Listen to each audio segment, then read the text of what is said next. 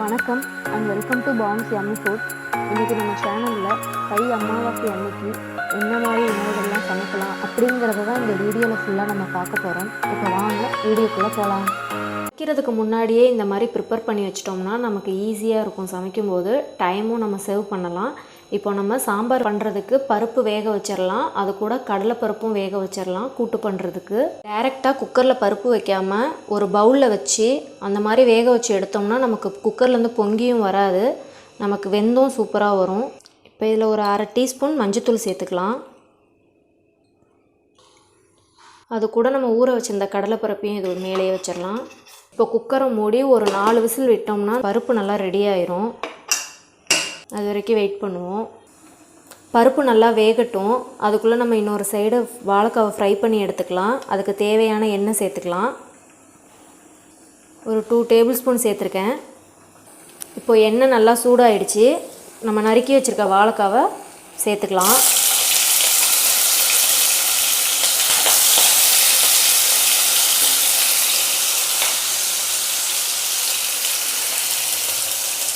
இப்போ இந்த வாழைக்காவுக்கு தேவையான மிளகாத்தூள், மஞ்சத்தூள் சேர்த்துருக்கேன். இப்போ இதை நல்லா மிக்ஸ் பண்ணிக்கலாம். இந்த வாழைக்காவுக்கு தேவையான மசாலா இப்போ அரைச்சிட்டு வந்துடலாம். அதில் நான் 2 டேபிள் ஸ்பூன் தேங்காய் சேர்த்துருக்கேன். ஒரு அரை டீஸ்பூன் சோம்பு சேர்த்துருக்கேன். இப்போ இதை நல்லா மையாக அரைச்சி எடுத்துகிட்டு வந்துடலாம். தேங்காய் அரைச்சாச்சு. இப்போ இந்த வாழைக்காவை சேர்த்துக்கலாம். இப்போ இந்த வாழைக்காவுக்கு தேவையான உப்பு சேர்த்துக்கலாம். இப்போ இதை நல்லா மிக்ஸ் பண்ணிக்கலாம்.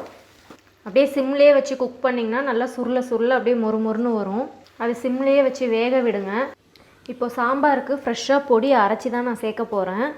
அதுக்கு 1 டேபிள் ஸ்பூன் தனியா, 1 டேபிள் ஸ்பூன் கடலைப்பருப்பு, அரை டீஸ்பூன் ஜீரகம், 1/4 டீஸ்பூன் வெந்தயம், 1/4 டீஸ்பூன் மிளகு, 1 டேபிள் ஸ்பூன் தேங்காய். இப்போ இது எல்லாத்தையும் சேர்த்து நம்ம நல்லா ஃப்ரை பண்ணிக்கலாம்.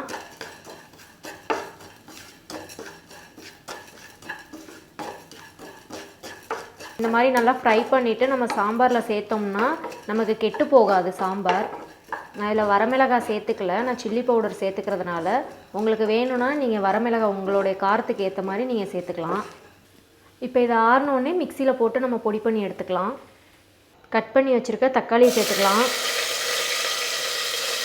அது கூட கட் பண்ணி வச்சுருக்க பூசணிக்காய், அவரைக்காயும் சேர்த்துடலாம். இதெல்லாம் அமாவாசைக்கு முக்கியமாக சேர்த்துக்கக்கூடிய காய், அதனால் இதெல்லாம் கட்டாயமாக சேர்த்துக்கோங்க. இதை நல்லா அப்படியே மிக்ஸ் பண்ணிக்கோங்க. இது தண்ணி எதுவும் சேர்க்க வேண்டாம், ஏன்னா பூசணிக்காய் ஏற்கனவே தண்ணி இருக்கிறதுனால அதுவே தண்ணி விட்டு வரும். அதனால் அப்படியே கொஞ்சம் நேரம் குக் ஆகட்டும். இப்போ வாழைக்காய் நல்லா ஃப்ரை ஆகிடுச்சு. இது கூட கடைசியாக கொஞ்சமாக கருவேப்பிலை சேர்த்துக்கலாம். இப்போ பார்த்திங்கன்னா நம்மளுடைய வாழைக்காய் ரெடி.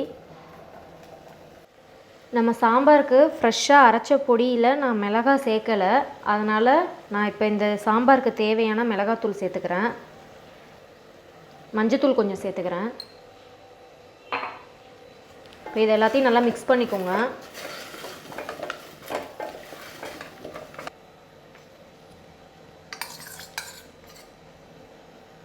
இப்போ வேக வச்சுருந்த பருப்பையும் இது கூட சேர்த்துக்கலாம்.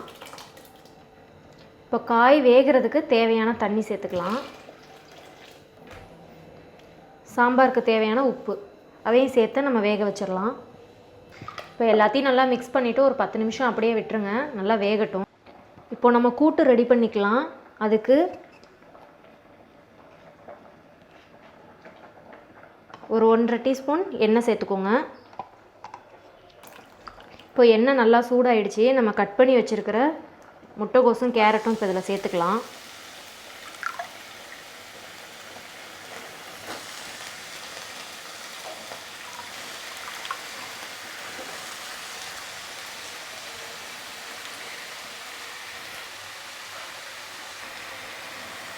இப்போ இதை நல்லா மிக்ஸ் பண்ணிக்கோங்க.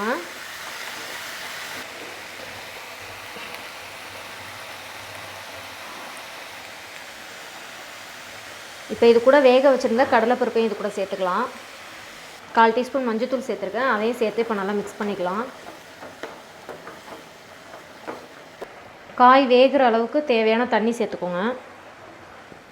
இப்போ காய்க்கு தேவையான உப்பு சேர்த்துருக்கேன். இப்போ நல்லா இந்த காய் வேகட்டும். இப்போது சாம்பாரில் நம்ம கரைச்சி வச்சுருக்க புளி தண்ணி இதில் சேர்த்துக்கலாம். அது கூட நம்ம சாம்பாருக்கு அரைச்சி வச்ச பொடியையும் இது கூட சேர்த்துக்கலாம். நான் ஒரு 1.5 டீஸ்பூன் சேர்த்துக்கிறேன். இப்போ இது எல்லாத்தையுமே நல்லா கலந்து விட்டுட்டு பச்சை வாடை போகிற வரைக்கும் நல்லா ஒரு கொதி வரட்டும். இப்போ சாம்பார் நல்லா ரெடி ஆகிடுச்சு. அது கூட கொஞ்சமாக பெருங்காயத்தூள் சேர்த்துக்கிறேன்.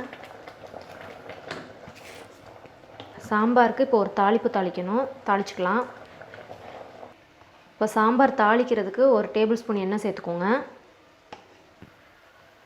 1/2 டீஸ்பூன் கடுகு சேர்த்துருக்கேன். இப்போ நல்லா பொரியட்டும். அதுக்கப்புறம் கருவேப்பிலை சேர்த்துக்கோங்க. கொஞ்சமாக பெருங்காயத்தூள் சேர்த்துக்கலாம்.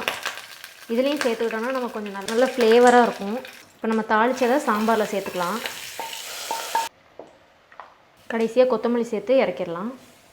அவ்வளோதான், நம்மளுடைய சாம்பார் இப்போ ரெடி ஆகிடுச்சு. இப்போ நமக்கு நல்லா முட்டைகோஸ் வெந்துட்டுருக்கு. அதுக்குள்ளே நம்ம கூட்டுக்கு தேவையான மசாலா ரெடி பண்ணிடலாம். ஒரு 2 டீஸ்பூன் தேங்காய் எடுத்திருக்கேன், ஒரு பச்சை மிளகாய் எடுத்திருக்கேன், ஒரு 1/2 டீஸ்பூன் சீரகம் சேர்த்துருக்கேன். இப்போ இதை நல்லா மையாக அரைச்சி எடுத்துகிட்டு வந்துடலாம். இப்போ அரைச்ச தேங்காய் விடுதை இப்போ இந்த கூட்டில் சேர்த்துக்கலாம். இப்போ இதை நல்லா மிக்ஸ் பண்ணிக்கோங்க. நான் ஏற்கனவே இந்த காய்க்கு தேவையான உப்பு சேர்த்துட்டேன்.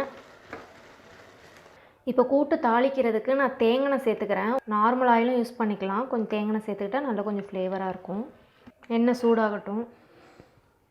1/4 டீஸ்பூன் கடுகு. இப்போ கடுகு நல்லா பொரியட்டும்.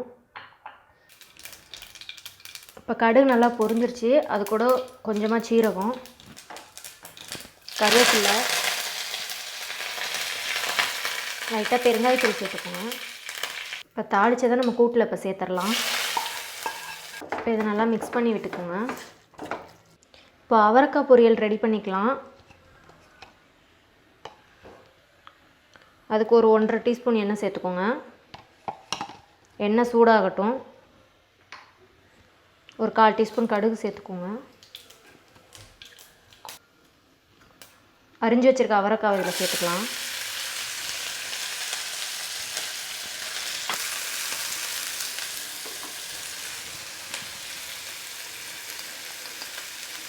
ஒரு 1/2 டீஸ்பூன் மிளகாத்தூள், 1/4 டீஸ்பூன் மஞ்சத்தூள், தேவையான உப்பு. இப்போ இது எல்லாத்தையும் நல்லா சேர்த்து மிக்ஸ் பண்ணிவிட்டு இந்த காய்க்கு தேவையான தண்ணி சேர்த்துக்கலாம். இப்போ பரங்கிக்காயில் இனிப்பு கூட்டு பண்ணிக்கலாம். அதுக்கு 2 டீஸ்பூன் ஆயில் சேர்த்துக்கோங்க. ஆயில் நல்லா சூடாகட்டும். ஒரு 1/4 டீஸ்பூன் கடுகு சேர்த்துக்கோங்க. கடுகு பொரிஞ்சிருச்சு. ஒரே ஒரு வரமிளகாய் சேர்த்துக்கிறேன். இப்போ இது கூட கட் பண்ணி வச்சுருக்க பரங்கிக்காயையும் சேர்த்துக்கிறேன். அந்த காய்க்கு தேவையான தண்ணி சேர்த்துக்கலாம். அது கூட 1/4 டீஸ்பூன் மிளகாத்தூள், ஒரு பிஞ்ச் மஞ்சத்தூள். இதுக்கு தேவையான உப்பு இதை சேர்த்து நல்லா மிக்ஸ் பண்ணிவிடுங்க. காய் நல்லா வேகட்டும்.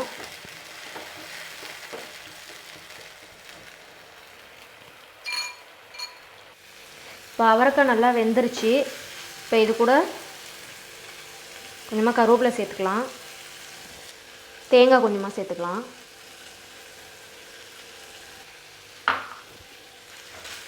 இதெல்லாம் சேர்த்து நல்லா மிக்ஸ் பண்ணிக்கோங்க. இப்போ அவரைக்காய் பொரியலும் ரெடி ஆகிடுச்சு. இப்போ பரங்கிக்காய் நல்லா வெந்துருச்சு. அது கூட ஒரு டேபிள் ஸ்பூன் வெல்லம் சேர்த்துக்கோங்க. சேர்த்து நல்லா மிக்ஸ் பண்ணிக்கோங்க.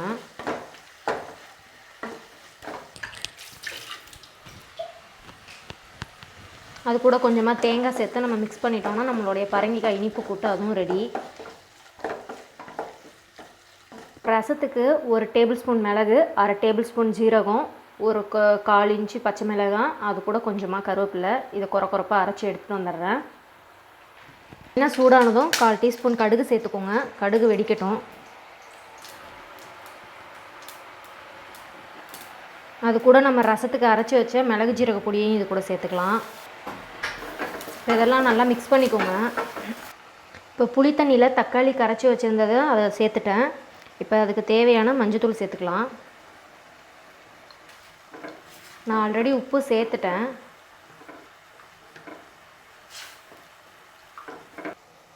கொஞ்சமாக கருவேப்பிலை சேர்த்துக்கலாம். இந்த மாதிரி ரசப்பொடியும் சேர்த்துக்கலாம். அது கூட கொஞ்சமாக பெருங்காயத்தூள் சேர்த்துக்கலாம். கொத்தமல்லியும் கொஞ்சம் சேர்த்துக்கலாம். இப்போ ரசமும் ரெடி பண்ணியாச்சு. ஒரு சின்ன கிளாஸில் உளுந்து ஊற வச்சுருந்தேன். இப்போ அந்த உளுந்தை மிக்சியில் சேர்த்துருக்கேன். இப்போ அது கூட ஒரு சின்ன துண்டு, ஒரு 2 துண்டு இஞ்சி சேர்த்துருக்கேன். காரத்துக்கு சின்னதாக ஒரு பச்சை மிளகாய் சேர்த்துருக்கேன்.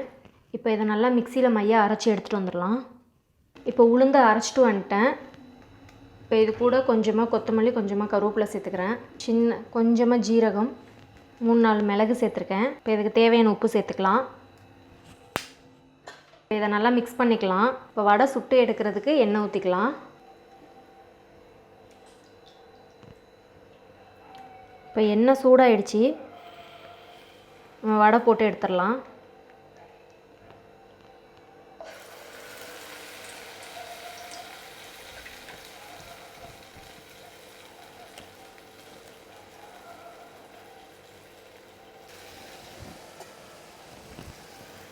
இப்போ அப்படியே திருப்பி விட்டுக்கலாம் வடையை.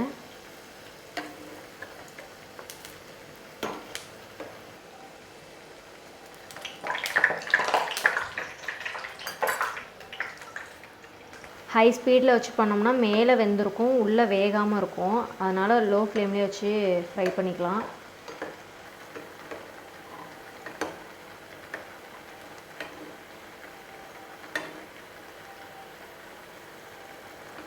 இப்போ பாயாசம் ரெடி பண்ணிக்கலாம். அதுக்கு 1 டீஸ்பூன் நெய் ஊற்றிருக்கேன். அது கூட பாயாசம் சேமியாவை சேர்த்துக்கலாம். நல்லா மிக்ஸ் பண்ணி விட்டுக்கோங்க. இந்த சேமியா வேகிறதுக்கு தேவையான தண்ணி சேர்த்துக்கலாம். சேமியா நல்லா வெந்துருச்சு. இப்போ இது கூட சர்க்கரை சேர்த்துக்கலாம். நான் ஒரு 1/2 கப் சர்க்கரை எடுத்துக்கிறேன். இது கூட கொஞ்சமாக ஏலக்காய் சேர்த்துக்கோங்க. ஏற்கனவே காய்ச்சி வச்சுருக்க பால் இது கூட நான் சேர்த்துக்கிறேன். கொஞ்சம் தண்ணியாகவே இருக்கட்டும், ஏன்னா சூடு ஆறுனதுமே நமக்கு வந்து திக்காக ஆரம்பிச்சிரும். இப்போ நம்ம நெய்யில் முந்திரி திராட்சை வறுத்து கொட்டிடலாம். நெய்யில் வறுத்த முந்திரி திராட்சை பாயாசத்தில் சேர்த்தாச்சு. அந்த கிளிப்பிங் மிஸ் ஆகிடுச்சு. இப்போ இது எல்லாமே நான் டிஸ்பிளேக்கு எடுத்து வச்சுருக்கேன். இப்போ என்னென்ன செஞ்சுருக்கோம் அப்படின்னு பார்க்கலாம் வாங்க. நெய், பருப்பு, பரங்கிக்காய் இனிப்பு கூட்டு, வாழைக்காய் வறுவல், அவரைக்காய் பொரியல், முட்டைக்கோஸ் கேரட் கூட்டு, வடை, பூசணிக்காய் சாம்பார், ரசம், அப்பளம், பாயாசம். இந்த தை அமாவாசை அன்னைக்கு எங்கள் வீட்டில் இந்த மாதிரி சமையல் செஞ்சு தான் நாங்கள் எங்கள் முன்னோர்களை வழிபட்டோம். நீங்களும் இந்த ரெசிபிஸ் எல்லாமே ட்ரை பண்ணி பாருங்கள். இந்த வீடியோ பிடிச்சிருந்தா பானுஸ் யம்மி ஃபுட்க்கு சப்ஸ்கிரைப் பண்ணுங்கள். அண்ட் உங்கள் ஃப்ரெண்ட்ஸ் அண்ட் ஃபேமிலிக்கு ஷேர் பண்ணுங்கள்.